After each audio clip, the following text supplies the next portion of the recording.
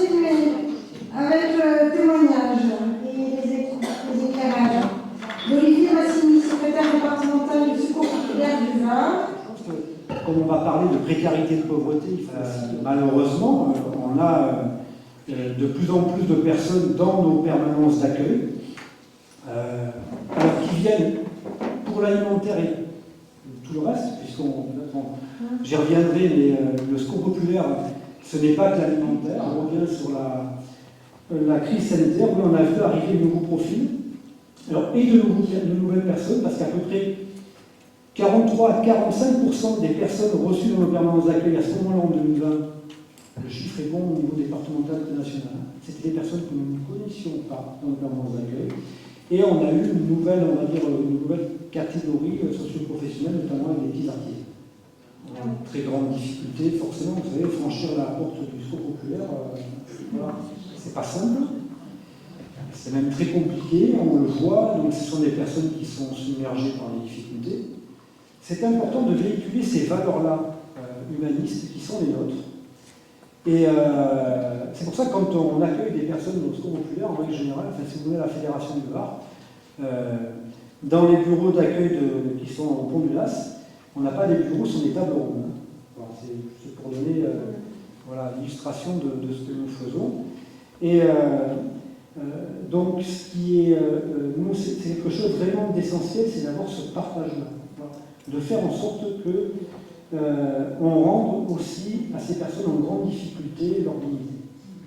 Votre homologue des Alpes-Maritimes a dit dans une interview que j'ai trouvée sur Alternative économique, je le cite, l'aide alimentaire n'est pas la solution à la pauvreté. Parce qu'aujourd'hui, certains grands groupes, et parce qu'aujourd'hui on est dans une société de consommation et d'hyperproduction et de consommation, on se sert d'une situation pour pouvoir justement continuer dans un contexte aussi dramatique à ce que certains tirent profit de cette situation-là. Je m'en explique au niveau des grands groupes parce qu'ils ont sauté sur l'occasion. Je ne sais pas si vous vous rappelez de la loi Garot, c'était en 2016. Alors, au départ, c'était contre le gaspillage alimentaire. Ça peut être une bonne idée, ça peut être aussi de fausses bonnes idées. Fausses bonnes idées parce que le gaspillage alimentaire, lutter contre le gaspillage alimentaire, derrière, ça veut dire quoi? Tout ce qui est limite, il y a des pauvres gens qui ont faim, on va leur donner. C'est inadmissible. Voilà. C'est inadmissible parce que ça permet d'écouler les invendus, voire les invendables, et permettre à des grands groupes, et notamment des grands groupes de distribution alimentaire, d'écouler via, nous on appelle ça les casques, les ramasses, et on a encore quand même, on fait la guerre dans le Secours populaire contre ça, mais il y en a encore, parce qu'on a évoqué ce matin plusieurs scandales. Il y en a eu un il y a 4-5 ans en arrière, avec les steaks hachés, justement pour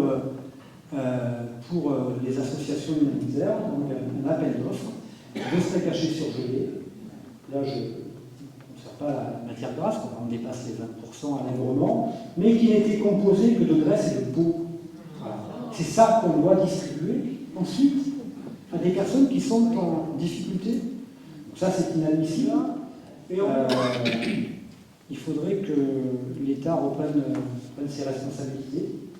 Ça, c'est la première chose. Je reviens sur la Constitution de 1946. L'État doit garantir une vie décente, voilà, et des moyens convenables, c'est le terme de la Constitution, d'existence. On en est loin aujourd'hui.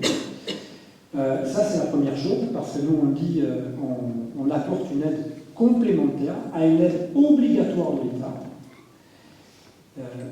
ce qui est difficilement mesurable aujourd'hui, et qui l'est encore moins quand on regarde quand même les effets d'annonce, parce que c'est-à-dire que je suis très vindicatif, mais à 3 lettres, dans cette situation qui, je trouve, est humainement dramatique. Quand vous annoncez une aide exceptionnelle, une enveloppe budgétaire exceptionnelle aujourd'hui de 157 millions d'euros pour l'année 2023 par rapport à la situation, on parlait tout à l'heure de 15% de la population, de 9,5 millions à 10 millions de personnes sous le seuil de pauvreté. Faites la division, ça vous fait, vous n'arrivez pas à 16 € par personne.